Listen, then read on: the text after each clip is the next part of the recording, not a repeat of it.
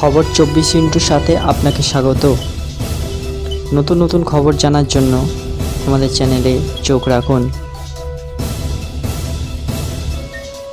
নমস্কার দর্শক বন্ধুরা, স্বাগত আমাদের এই চ্যানেলে। ময়নাতদন্তে দেরি হওয়া নিয়ে সুপ্রিম কোর্টে অস্বস্তির মুখে পড়েছে রাজ্য। অস্বস্তি কাটাতে কলকাতা পুলিশের কার্যপদ্ধতির সময় ধরে শীর্ষ আদালতে নথি পেশ করেছে রাজ্য, তাতেও প্রশ্নটা বাকি রইল না।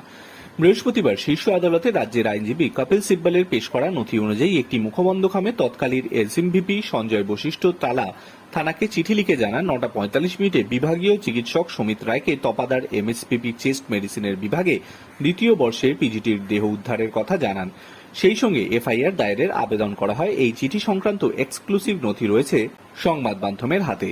প্রশ্ন হলো 9:45 ঘটনার কথা জানার পরেও দুপুর 2:45 কেন এফআইআর করার জন্য আবেদন করা হলো। এখানেই প্রাক্তন এমএসভিপি সঞ্জয় বশিষ্ঠের ভূমিকা নিয়ে প্রশ্ন তুলছেন চিকিৎসক মহল সূত্রে খবর। এবার ইউডি করা হয়, তাহলে দেহ উদ্ধার যদি 9:45 হয়, ইউডি রিপোর্ট করতে 5 ঘন্টার বেশি কেন লেগে গেল সময়, উঠেছে এই প্রশ্ন। বৃহস্পতিবার সুপ্রিম কোর্টের রাজ্যের আইনজীবী কপিল সিব্বল জানান, তিলোত্তমা ময়নাতদন্ত হয় সন্ধে 6:10 থেকে 7:10 মধ্যে। সূত্রের খবর, এই ময়নাতদন্তের রিপোর্ট অফিসিয়ালি আপলোড করা হয় রাত 10:25 নাগাদ, আর এফআইআর হয় রাত 11:45।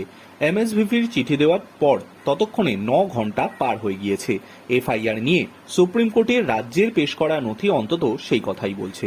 তবে কি ময়নাতদন্তের চূড়ান্ত রিপোর্টের জন্য অপেক্ষা করছিল পুলিশ? সেই কারণেই কি এফআইআর দায়ের করতে মধ্যরাত হয়ে গেল?